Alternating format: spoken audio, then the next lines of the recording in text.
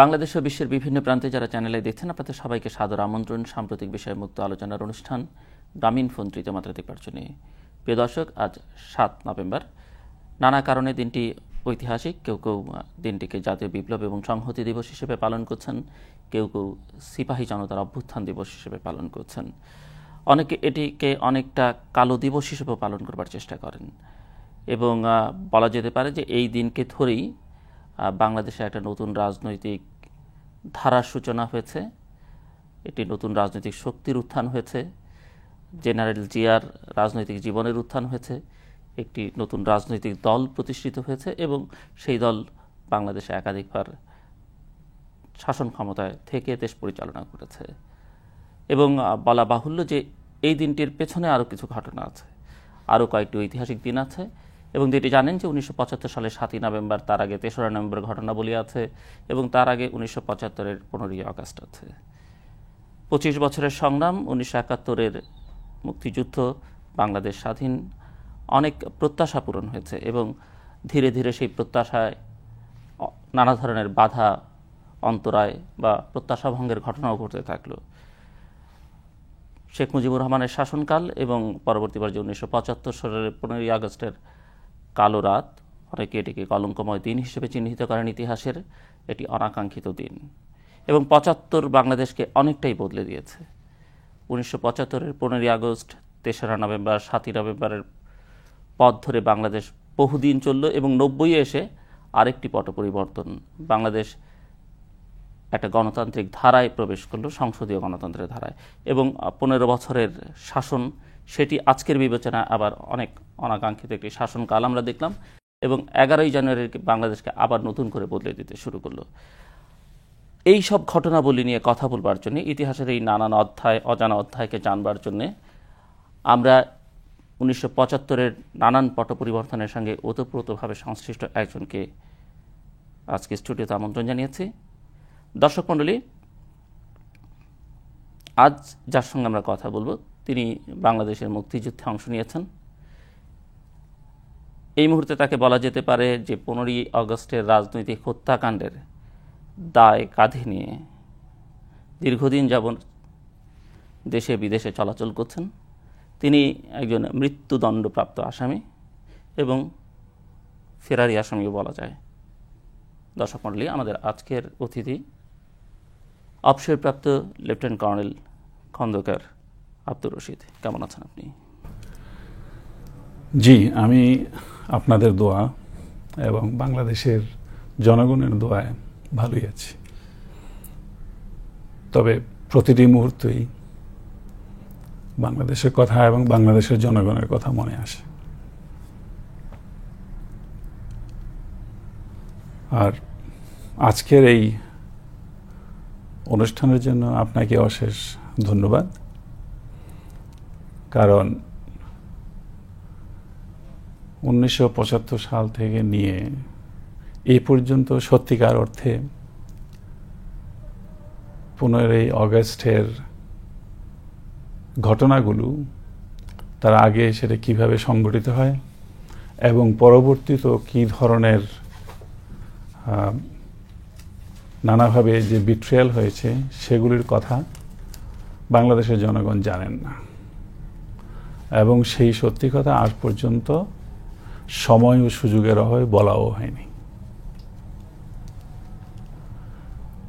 সুতরাং আজকে আমিও মনে করি বাংলাদেশের যে বর্তমান পরিস্থিতি, সেই পরিস্থিতিতে বাংলাদেশের রাজনীতিতে যারা রাজনীতি করে আসছেন তাদের সবাইরই মুখোশ পুরোপুরিভাবে খুলে গেছে। সেজন্য আজকে আমার মনে হয় যে এই সত্যি কথা বলার সুযোগ এসেছে এবং দিন এসেছে, এবং আমি বিশ্বাস করি এতে বাংলাদেশের জনগণ উপকৃত হবে। ব্যক্তি স্বার্থে আমি আগেও কোনোদিন কোনো কিছু করিনি এবং এখনো ব্যক্তি স্বার্থ হিসেবে চিন্তা করে আমি কিছুই বলিনি। আমার জিজ্ঞাসা যে একটি হত্যাকাণ্ড তার দায় স্বীকার করে নিয়ে এবং মৃত্যুদণ্ড মাথায় নিয়ে অনেকটা ফেরার জীবন পালন করে আপনি কিভাবে ভালো আছেন?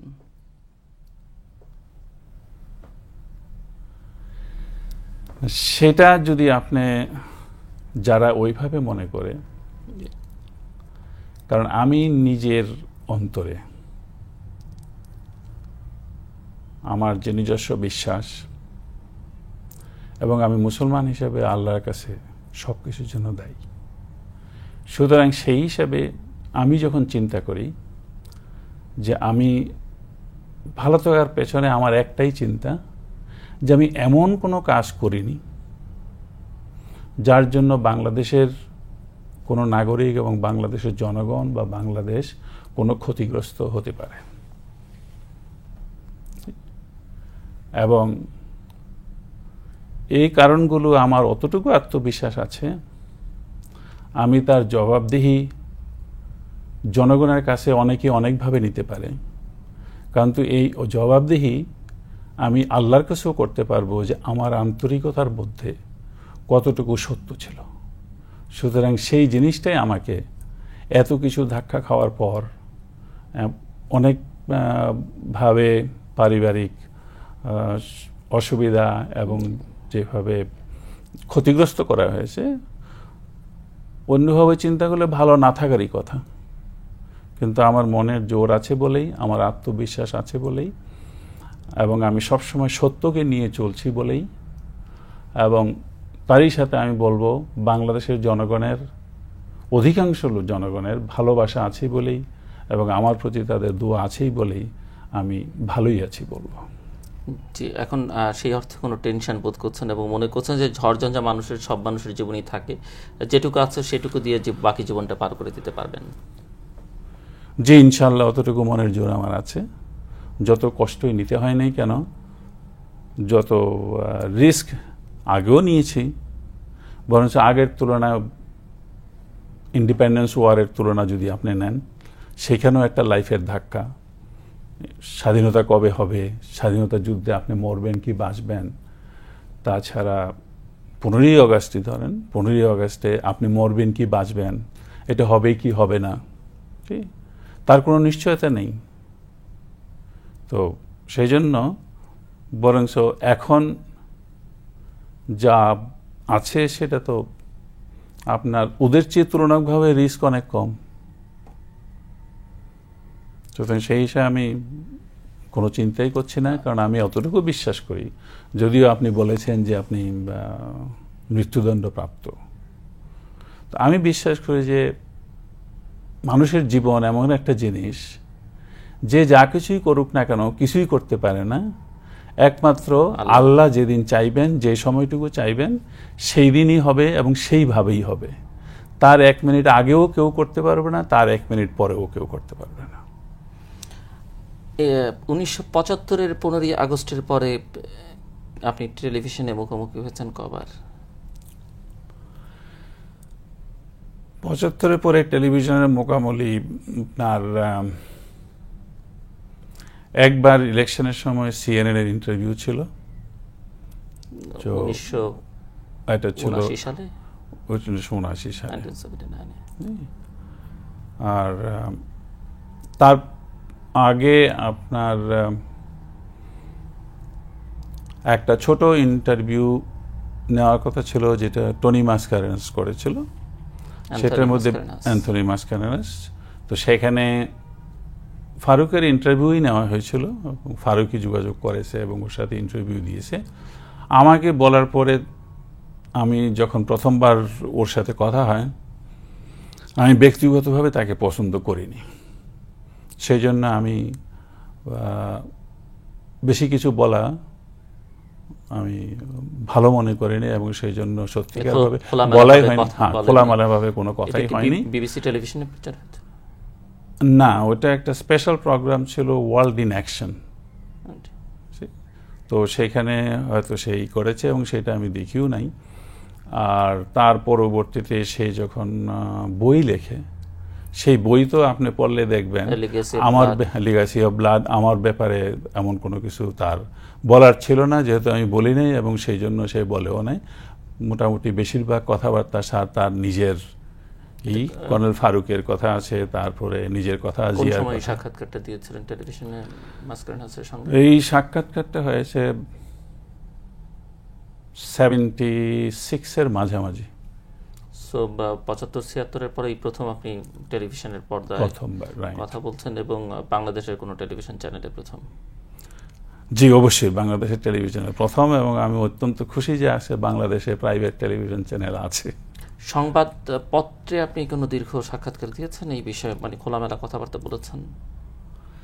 না, কোনো সংবাদপত্র কোনোদিন ওইভাবে ইন্টারভিউ চাইনি। সংবাদপত্রে অনেক প্রেস কনফারেন্স করেছি যখন বাংলাদেশে পলিটিক্সে ছিলাম,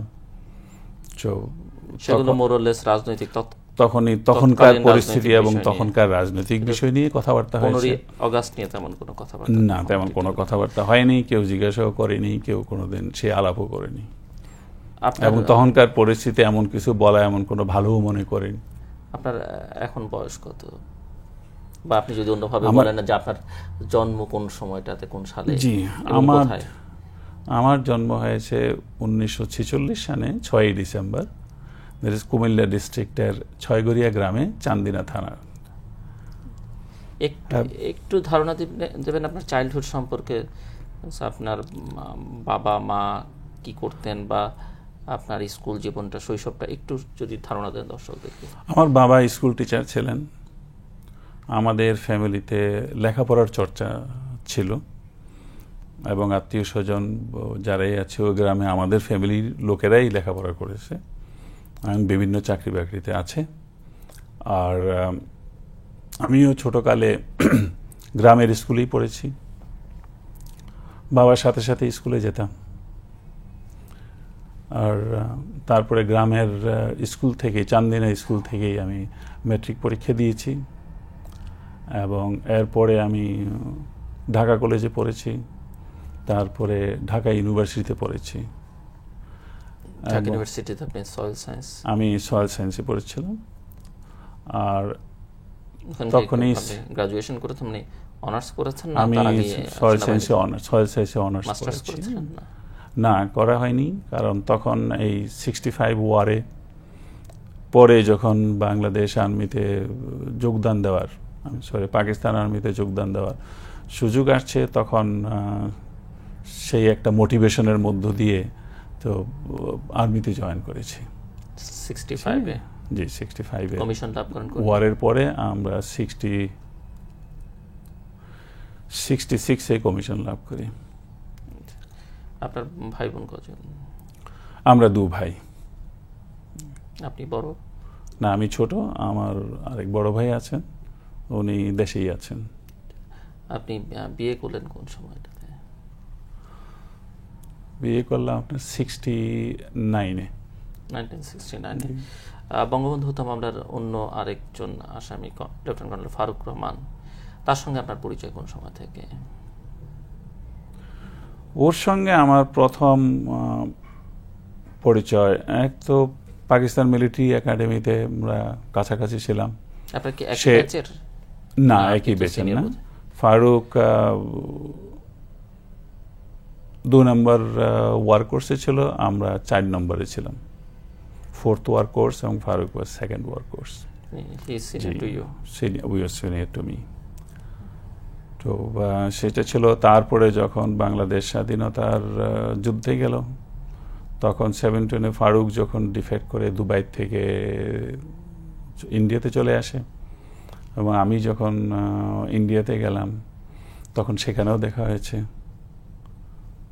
তারপর এর পরবর্তীতে বাংলাদেশ আর্মিতে লিবারেশনের পরে তো সবসময় দেখাই হয়। ফারুক রহমান বিয়ে করেছেন কোন সময়টাতে?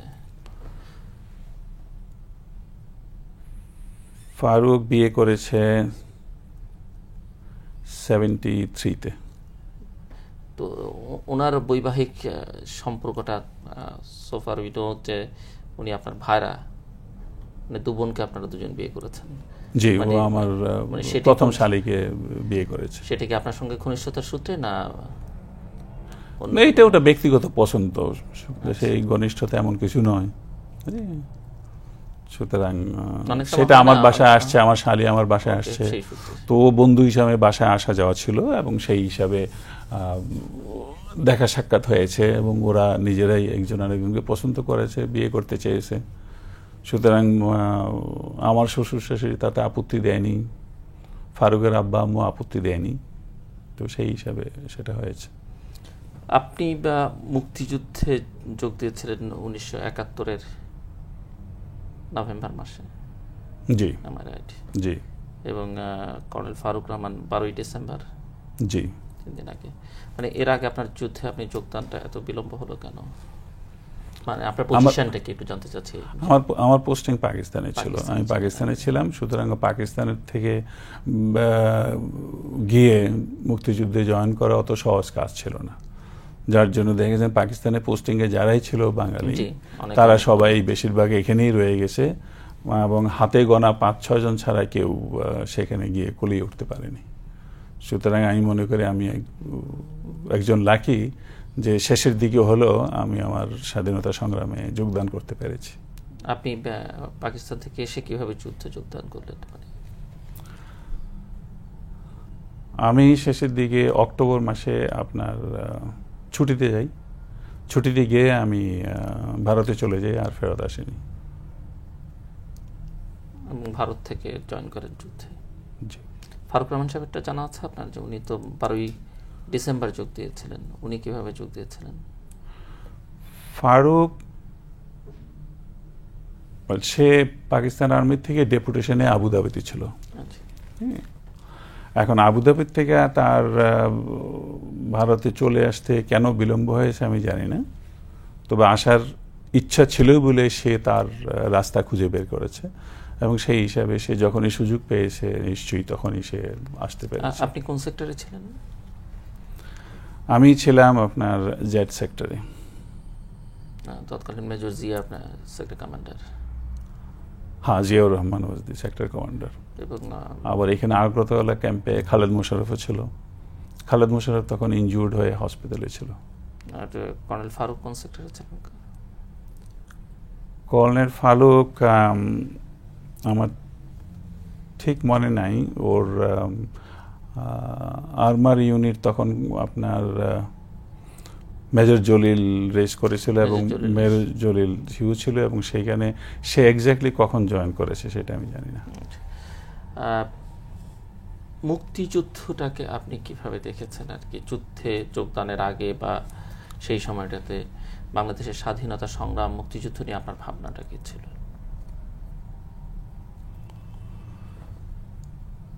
সেই ব্যাপারে আমার অনেক চিন্তাই আমি করেছি। মুক্তিযুদ্ধে যখন জয়েন করব তার আগে অনেক সাধারণভাবে অনেক চিন্তা এসেছে যে এটা প্রথমে মুক্তিযোদ্ধা হওয়া উচিত কিনা, বাংলাদেশ স্বাধীন হওয়া উচিত কিনা।